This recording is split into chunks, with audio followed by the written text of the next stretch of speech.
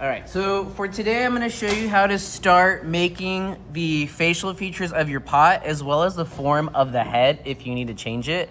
Because by now, each of you should have something similar to this. Maybe it's a little bit shorter and wider, or it's a bit narrower. If you look on Google Classroom, you'll see that there are different tutorials that you can follow and access that will show you how to fix these without having to restart. So if it's too short, there's a tutorial to go taller. If it's too wide, there's another tutorial to show you how to go narrower. But this clay is still at that wet stage, maybe a little bit firmer just because it can support its weight and hold itself up. So this is pretty good and decent. You do need to have your designs out in front of you, but I'm gonna show you how to start the forming of the head, and then I'll go into the features itself. So let's say if I wanted to just use this as my forming because I need more area because I have a taller design, that's fine. But some of you have things that are more rounded or a different shape than that, or cheeks are pushed out. So here's what I'm gonna say that you're gonna do. So let's say I'm gonna do a rounded one. Right now I've got this sort of upside down triangle or tapered look. If I wanna go rounder, I'm going to push out with my thumb, and the top lip, I'm gonna pull back inwards at the same time in order to get it more rounded. So you could already see that this is rounding out. And I'll do that all the way around if that's what my head looks like. But if I have cheeks, then I'm gonna push a little bit farther where the cheeks are. So I'll show you what that looks like. So I'm gonna add cheeks to my design. So just very gently, if you can see that, I'm gonna push it out from that side, and then I'm gonna push it out from this side. Just gently rubbing, and I'll squeeze the top just a little bit so it's more narrowed and tapered. And right now it doesn't seem like a lot is happening, but once we really define everything, you'll start to see it all. So this is gonna be the front of my head, so it's a bit rounder.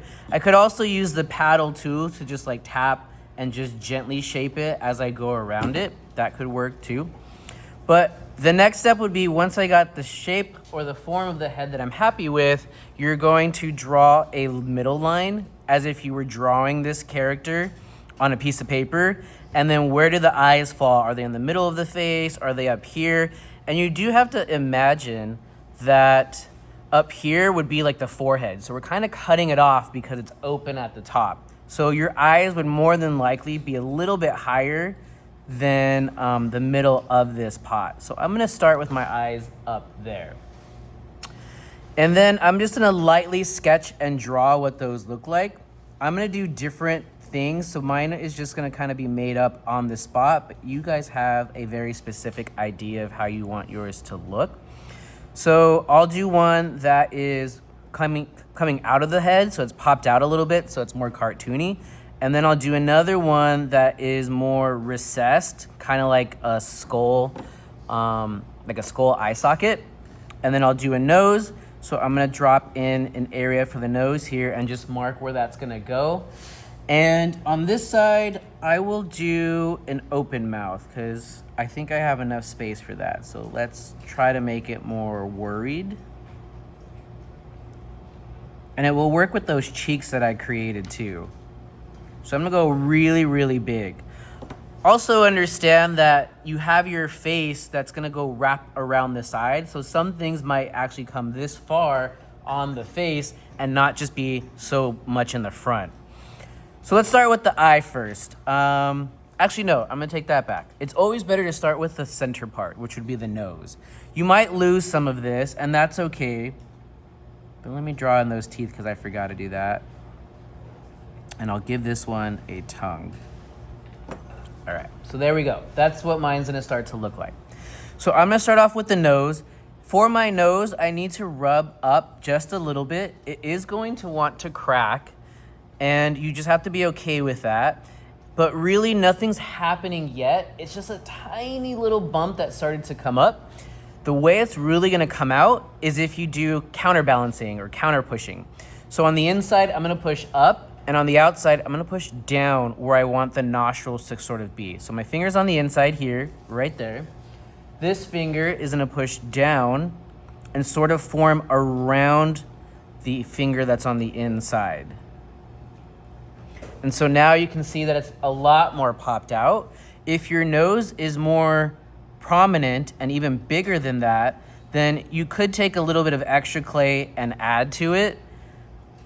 But we really want to try pushing out as much as we can first. And then a little bit of water will help clean that up. You can use like the backside of a brush, the backside of a detail in order to do those nostrils if you were going to give it some. And so very quickly, I've already got 2 nostrils and a nose. Now for the eye, I'm gonna push this one out. I'm gonna make this one more like a socket. So same thing's gonna happen. I'm gonna push my finger up on the inside here and push down on the outside around it. So I'm kind of using the side of my fingernail a little bit. If you have long nails and it's hard to get in there, take one of your detail tools and you can start pushing that area down. It's gonna leave a few more marks than your finger would, but you can then just simply go back and clean that up with a wet paintbrush.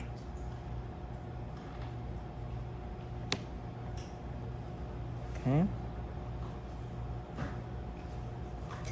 And then a finger and just rubbing that would make it much cleaner.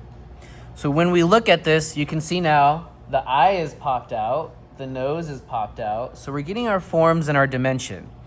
Now let's say this one had an eyelid because it's kind of half open, slightly closed. You could take extra clay and just make a little eyelid, which you then would score and slip on top and then blend away. But if I can still push it out, then I'm gonna push it out, which I still can because there's a good amount of thickness.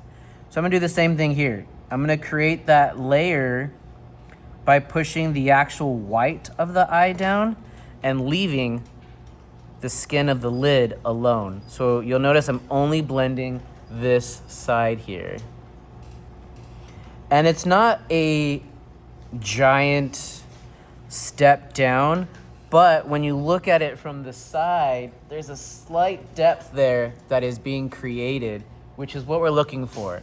So like things are layered on top of each other, like your eyes are in the eyelid, which is they're in the eye socket. So they start to go deeper or higher depending on their placement. Now, I wouldn't draw the eyeball itself. I mean, you can if you want to, just for marking purposes, but if you do that, then you'll have that dent in it when you start glazing. But that's fine. This is totally your first design. You're kind of figuring stuff out and how clay works. But you could also just paint it white with the glaze and then go on top of the white with the black or whatever color of an iris that you would like. So it's kind of unnecessary at this point. But if you like having that carved in look, then that's totally fine. Then that's your choice, okay? Now for this recessed one, same thing, but I'm gonna reverse my fingers. So instead, I need my fingers on the inside to be on the outer edge of that area, and then my finger on the outside is going to push down so that it's creating this socket.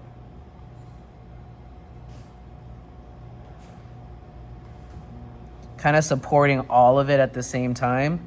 Now, I could push up a little eyeball in there if I wanted to, but in this case, adding a small amount is not going to be a big deal. So I'll just make a ball of clay and then sort of flatten it a little bit. And you guys should know by now, you would have to score and slip this wherever you want it to go. So score the area where it's gonna go, score the actual clay that you're gonna attach, and then slip it. Whoop, that's a lot of slip. Don't forget to still blend it just a little bit so that then this way your clay is gonna stay and not come off during the firing or later on when you're kind of messing around with it. Because it does happen. If you're not blending it afterwards, it could still fall apart. And then a paintbrush will help clean that little area. Try not to leave puddles or pools of water. It will eat up your clay over time. So if you leave it like that, it could cause you to have cracks or even breakage or anything else. Okay, I might go back later and change my nose a little bit and redefine it, but for now, I'm okay with it. All right, so now the mouth. This is where your steps and layers are really gonna have to come in, and you're gonna have to understand the difference. So we've got the back part of the mouth here, which is the negative space. I wanna push that in. I wanna make it look like it's really open. I want the tongue to be slightly higher than that, and then my teeth slightly higher than the tongue. So, just like I did with that eyelid here earlier, I'm going to push down around all of these facial features, like the teeth and the tongue. And to really get in there, I'm gonna have to use my tools. Push that down. And then all of the area around the tongue as well. But the tongue and the teeth should not be on the same plane because that tongue is farther in the mouth. So I'm gonna push that back a little bit. And you'll see in a second.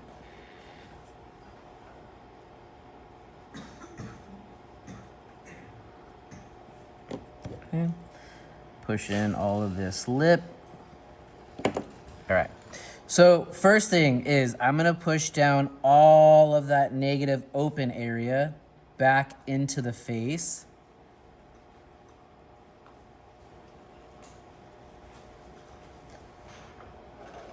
Using my interior fingers around the outer edge of these lips or the mouth so that I can make sure that stays up. Using the side of my fingernail to help really define. And then a paintbrush to help clean. And then I'll spend more time on cleaning that, of course. But right now we still have the teeth and the tongue on the same plane as the lips, but then they're also on the same plane as each other. So I need to change that too. So I now need to push down the lips on the teeth. Just slightly, like we did with the eyelid, and then clean that up. And when you color these two, the color is really gonna help separate everything as well. So even though it might be like a small little step down, it'll be really prominent once you change your colors because they're not gonna be the same. And then I gotta do the same with the tongue, right? So this tongue's gonna be a little bit farther back, so the whole tongue needs to be pushed down. And a little lower than the actual teeth. So I'm gonna push that area farther back. And I'm gonna have to redefine it just a smidge.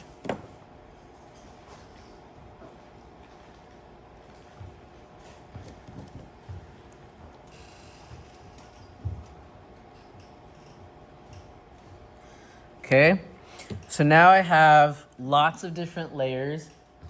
The lips are in front of the teeth are in front of the negative space, the tongue is lower than the teeth, but it's also lower than the outer edge of that lip.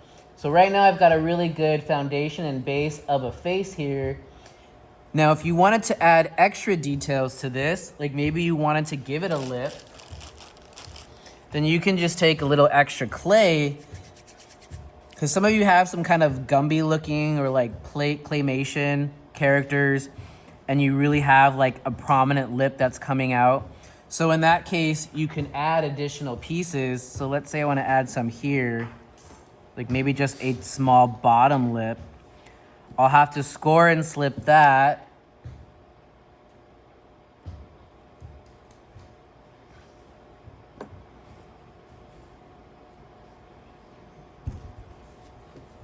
Same thing on the piece I'm gonna attach.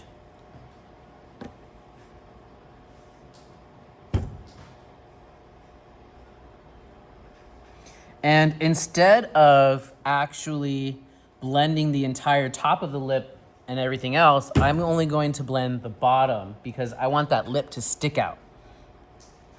So I'm just blending this area here.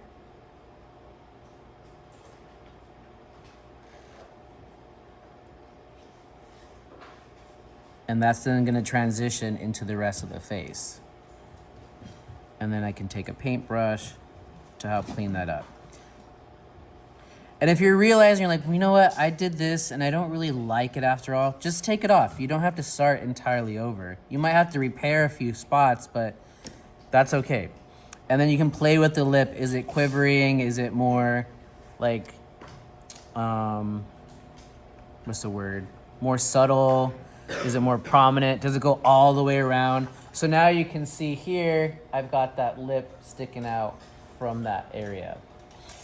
Now, the other thing I wanted to show you too is a different type of lip and other areas too. Like you can get really prominent with how far back you push your mouth open. So this one, I pushed it out really, really far, but then I pushed the mouth also really, really far back too. So the teeth I made stick out and I added little pieces and scored and slipped and blended them. Now, this is a really cool design, and I'm not saying not to do it, but it does become a bit more challenging in order for you to start glazing, because when you start painting it, you have to get in and around in all those parts and features. It looks really, really great, and it's just gonna take you a little bit more effort when it comes time to doing the coloring.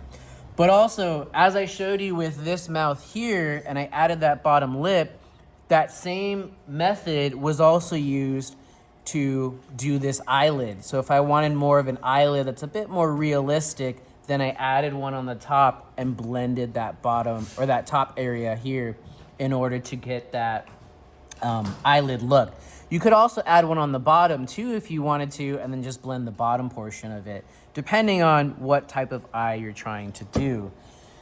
You could do the same thing. Maybe you want to add eyelids or eyebrows.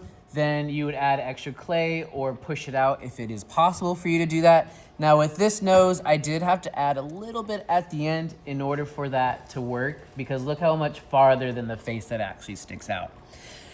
And then I guess one of the last few things I want to remind you is when you're doing this, we're trying to create interest not only in the front of the face, but also in the back too.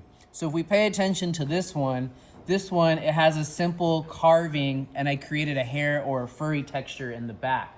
But also notice too, there is a little bit of a ledge between the smoothness of the skin and the thickness of that hair. So kind of think like Mickey Mouse or a monkey, where it's more smooth skin and then it transitions into fur. So this would be higher than that skin. And you can really see that prominence of that cheek here and these little details that were included. So these teeth I added on top, and then I added that extra coil just like I did down here on this bottom lip. So I think I gave you a good understanding of how to start changing things and start doing your designs and really forming it. You might just have to go back a little bit more than what I did here and really define stuff with your detail tools. But is there something else that you guys have that you need or would like to see? Ears. Well, ears would come into the next phase, and I'll do that a little bit later because you want to get the face done first. So you would do the face layout and all that, and then you would place your ears afterwards. So that'll come later. But is there anything else facial feature-wise that we need to see me do?